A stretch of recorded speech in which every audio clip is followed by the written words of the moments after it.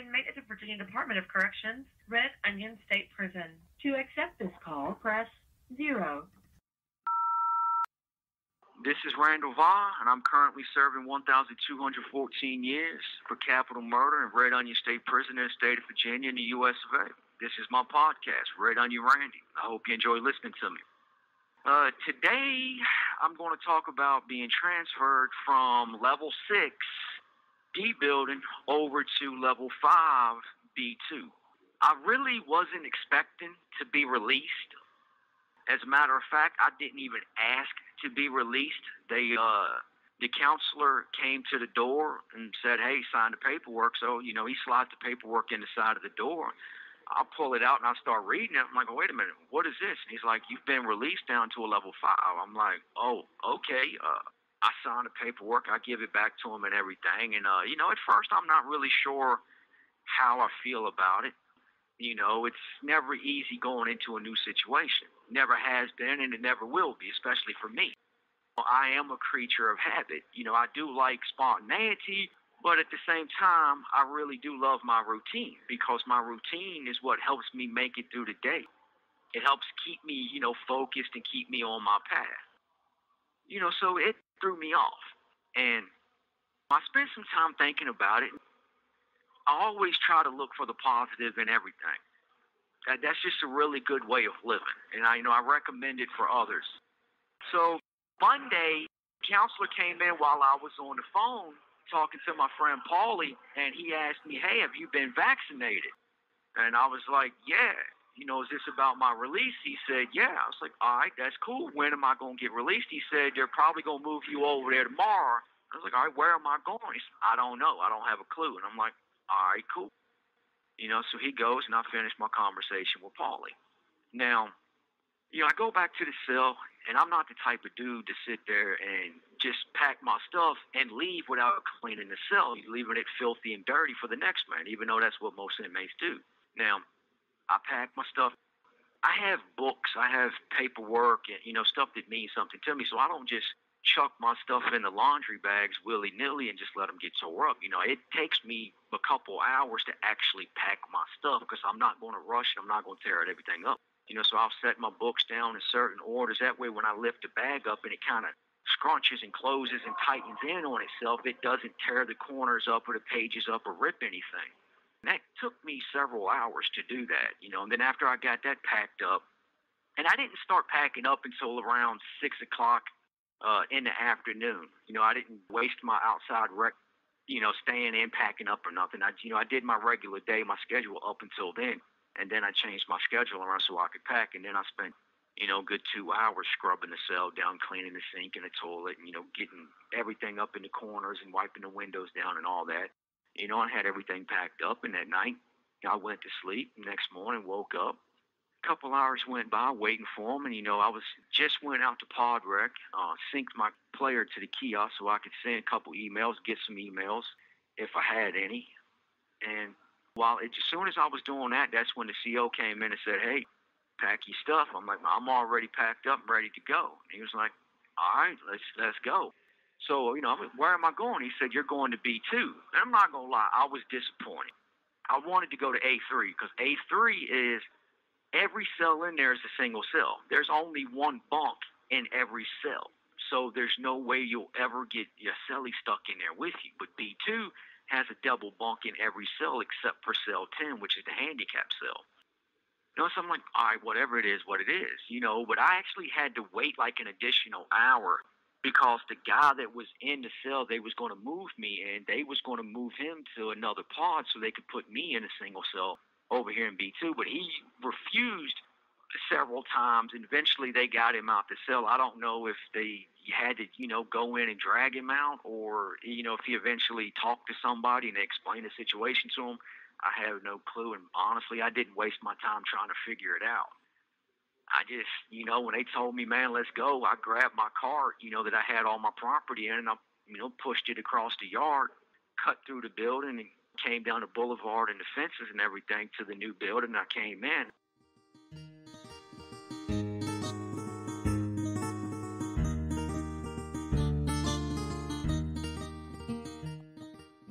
didn't really pay too much attention when I first came into the pod. I had that little nervous feeling. I'm not. That's the thing. I'm never concerned about getting into a fight. I don't want to get into a fight. I have completely and utterly renounced violence. I think it's stupid, it's juvenile and childish, and it's just a waste of freaking time and energy. But the thing is, I'm never nervous about getting into a physical confrontation because I can hold my own. Yeah, I'm a small dude, but I'm freaking wicked fast. I have experience, and I punch like a mule. For such a small guy, I have surprised many a guy in a fight with just how fast and just how powerful I can be. And then knowing what I'm doing, there's nothing is better than experience. That is the greatest attribute to fighting is experience. Always has been, always will be. So I'm not nervous about that. I'm nervous about dealing with other guys, and there's a lot of gangbangers in this pod. Now, the one good thing about it is they did something different, and it kind of surprised. Every cell on the bottom tier, which is cell 1 through 10, there's 10 cells. Everybody on the bottom tier has a single cell. There's 12 cells, 11 through 22, on the top tier, because I'm in a small pod. I'm not in a big pod. And they all have double inmates in each cell, which, I really wasn't expecting that. But, I'm glad that it is like that because, there's only 10 people that comes out, on my shift when it's time for me to get pod rec and everything. It makes it a lot easier. Plus, the good thing is I actually knew 2 guys in the pod, a dude named Pitt and a dude named Khan that I was with in the IM6 when I was over in D6 actually filming the documentary Red Onion State Prison. Solitary, a look inside Red Onion State Prison. Sorry about that. I got a little confused there.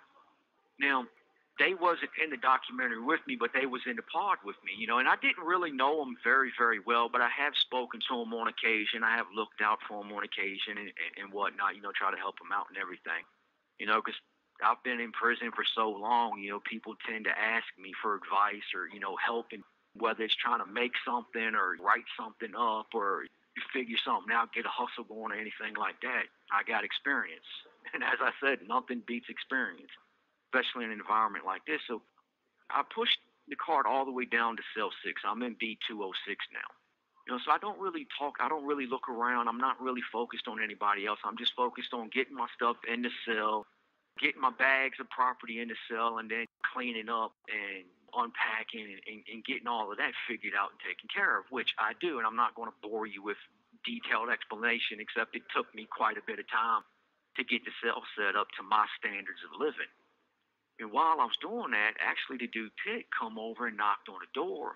And he was like, "Hey, yo, Chris, what's up?" And, I'm like, "Oh, what's going on, man? What's good with you?" And we talk a little bit. I'm like, "Yeah, I'll holler at you when I come out later this evening, man. Let me, finish cleaning up, unpacking everything." And he was like, "All right, peace."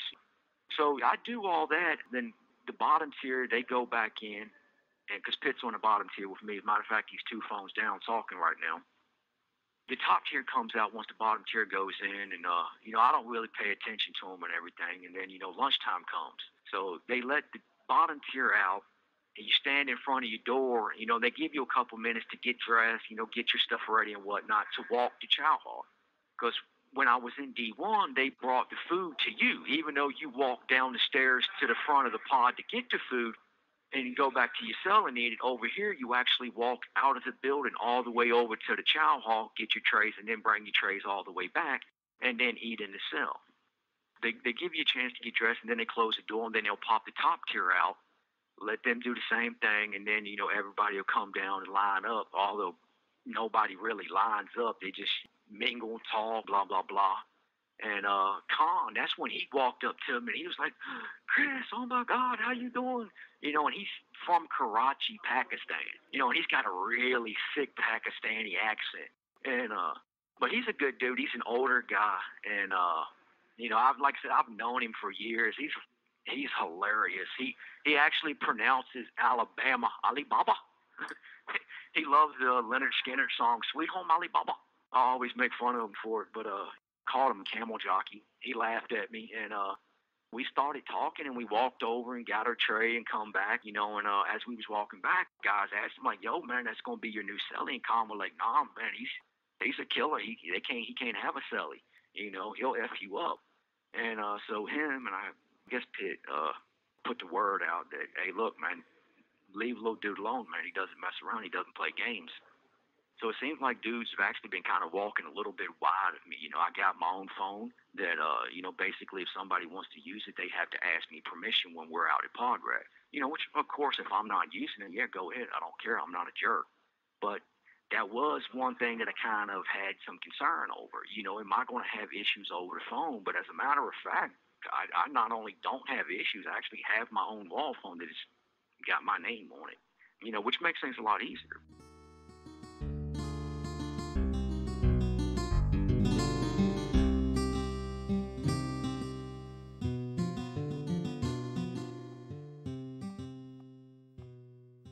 What really bothered me is, I know two guys, but I don't know everybody else.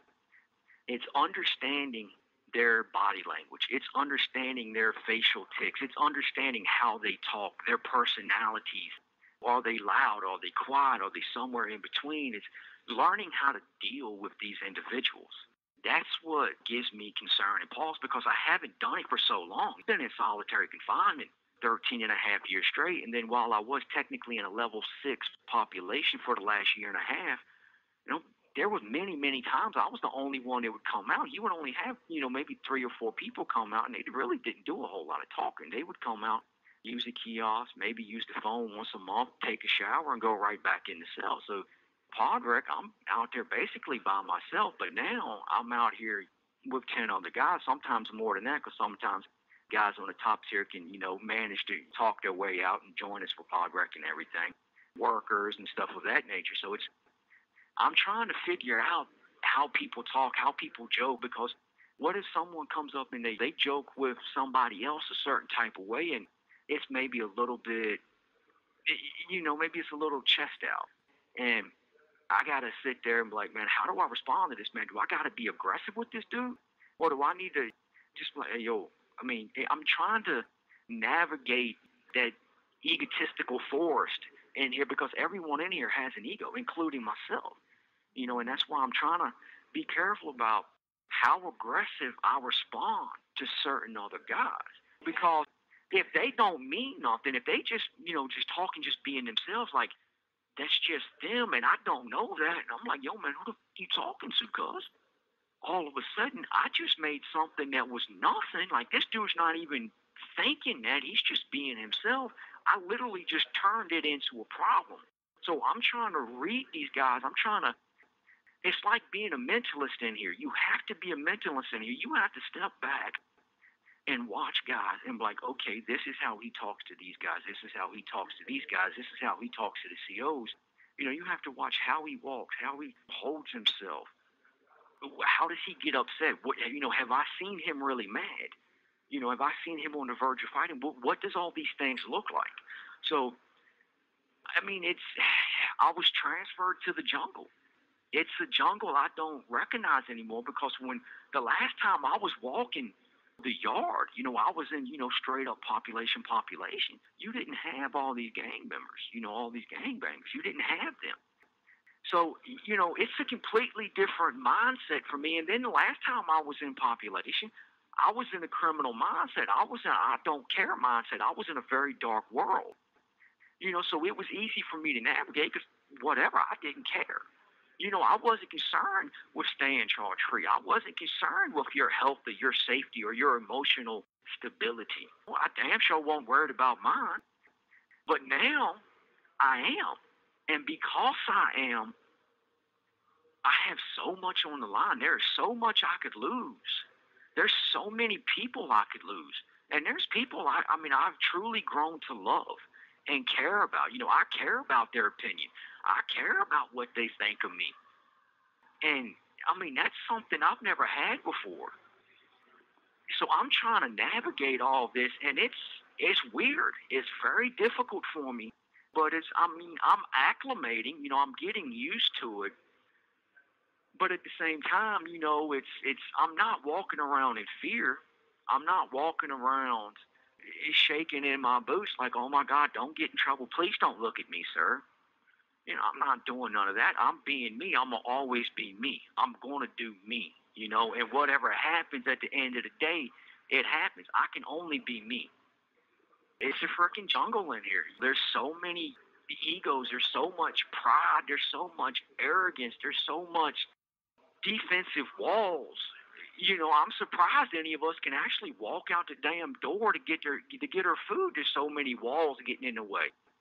But that's something in an environment like this, especially in a supermax, where everything about the prison, the way the prison is built, the way the prison is run, the way, pod rec is, the way food is, all of these things, it plays a huge part in how you walk, how you talk, how you interact with others. And just because one day you're cool with a guy doesn't mean the next day you will be, because you don't know what somebody's done went and told him. Guys in here are freaking children. Not all of them, but you'd be surprised at how many of them are literally children. And as we know, man, children don't know how to think. Go back and listen to some of my earlier episodes and you'll realize, man, when I was a child, I'm not even sure I could spell the word think, much less actually do it. So they get upset, or they're trying to make themselves look good. They'll sit there and tell a lie when you quick, fast, and in a hurry. Hey, yo, man, dude said blah, blah, blah, blah. And I mean, it's freaking all kinds of craziness that you have to navigate, that you have to think about and prepare yourself for in this environment. That's why I constantly tell you, don't get locked up. Look, crime seems cool from the outside. I can tell you right now, it is horrible on the inside. That's what it is, and that's what I'm dealing with. Then on top of that, You have 1 minute remaining. When I got moved, I lost my job. So, what I'm saying? There goes my paycheck. There goes my little bit of extra food. Those little things that make me happy and, keep me from having to eat these trays and murder somebody over it. But, there's just so many things that a human being has to deal with in here. Quite frankly, y'all have to deal with out there. And these skills, they correlate to one another. But my time is up. This has been Red Onion Randy. I hope you enjoyed listening to me. For those of you who listen to me on Apple Podcasts, I would appreciate it if you would review me and rate me, preferably 5 stars, but I'll take whatever you can give me. Take care. Stay safe. Say a prayer for me, because I'm going to need it.